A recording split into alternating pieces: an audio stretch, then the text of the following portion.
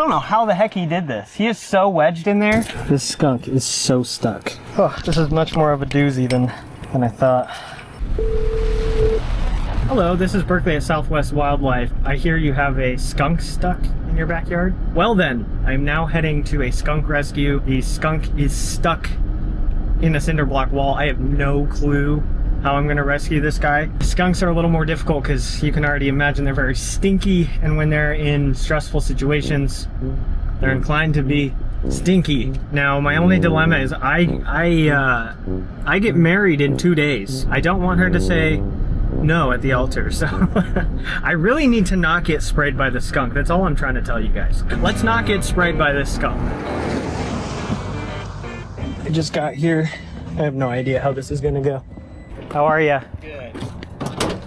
All right. It is important that if you come across trapped or injured wildlife that you call professionals to come and help, and do not attempt to touch the animals yourself. Oh geez, guy, how did you do that? Yeah. Immediately after first seeing the skunk, I could tell that it had been stuck in this situation for many hours, scratching its nails on the wall, causing them to bleed. Little did I know this was going to be far from a simple and easy rescue call. The challenge is not getting sprayed. So I'm going to tuck his butt in, because that's a good way to prevent them from spraying you. What the crap? How did you do this? I don't know how the heck he did this. He is so wedged in there. Hey buddy, I'm trying to help you. Keep breathing for me. Dude, what did you do? Dude, you are in there. Are you kidding me? His head is just totally wedged in there. Whoa, he's spraying. I am so confused how he did this. I think what happened is he stuck his head in there and his jaw is now keeping it. And he doesn't slide up and down like I thought it would. This skunk is so stuck. Heck, I can't even tell you guys enough. So because this right here is like rippled, his head's right here and it won't go up or down, and his jaw is keeping it from like moving backwards. I mean, he won't go up, he won't go down. There's like no wiggle at all. I thought he was just gonna slide up, but oh, this is much more of a doozy than I thought. The camera's overheating, I'm overheating, skunk's probably overheating.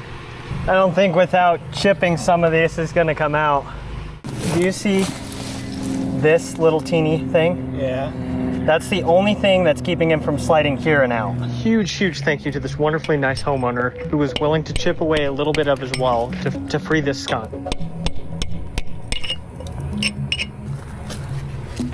Just a little, yeah, right there. Let me see.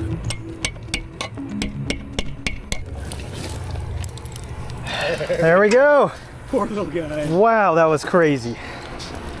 Can you breathe a little bit? Oh gosh. Oh, poor baby. Well, thank you for doing that. I know you got a little bit of a chip on your wall now, but I'd rather. Do you care if I water him down with the hose a little bit? Yeah. If that skunk was stuck in that wall in the heat any longer, it certainly would not have made it. Okay. I know, sweetie.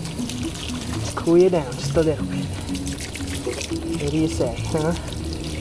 All right, sweetie. All right, well, mission success. Yeah. Thank you for that.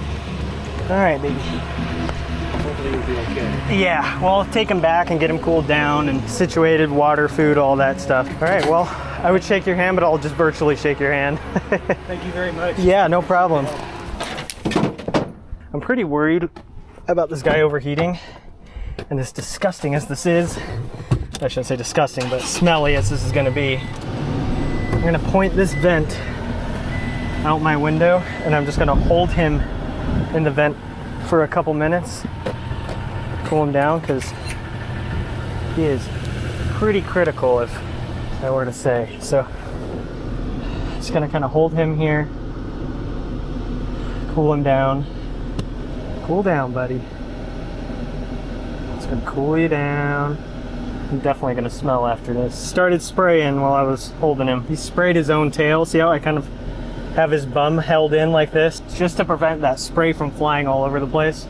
Was able to keep it pretty contained, but it still smells really bad. So the clinic is over an hour away, so what I'm gonna do is I'm gonna take this guy home, and I'm gonna put some ice packs inside of his crate to cool him down, and then we'll transfer him. I'm gonna pack him up really fast. Just gonna have to bear the stink for a little bit. We'll cool him down.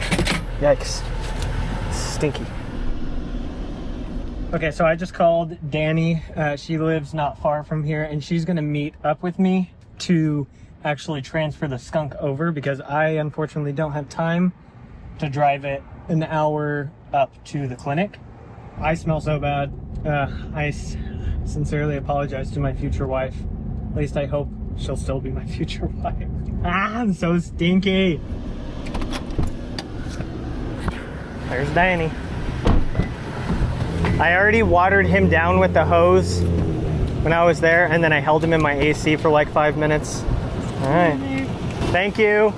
All right, so the truck is gonna air out here for a little while for obvious reasons. And maybe my fiance won't notice.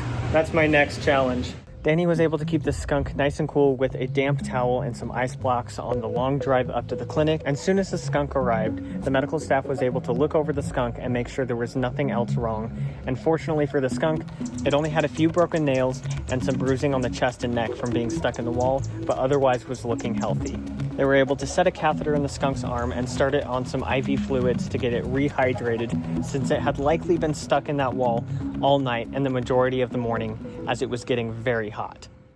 It was then able to be released with a bunch of other skunk rescues that were brought to Southwest Wildlife. And the skunk was excited to be back out in the wild, digging and foraging around, and even came and gave us a last look before turning around and going off into the wild again, back where it belongs. And lucky enough for me, despite my stink, she said yes, and I'm officially a married man. If you haven't already or haven't considered doing so, please consider subscribing to follow along for these animal rescues and these animal stories. You coming along and watching these videos is single-handedly helping support these animals here at the facility and all of our rescued animals. And with that, we'll see you next time. Thank you for joining us at Southwest Wildlife, saving one life at a time. We'll see you next time.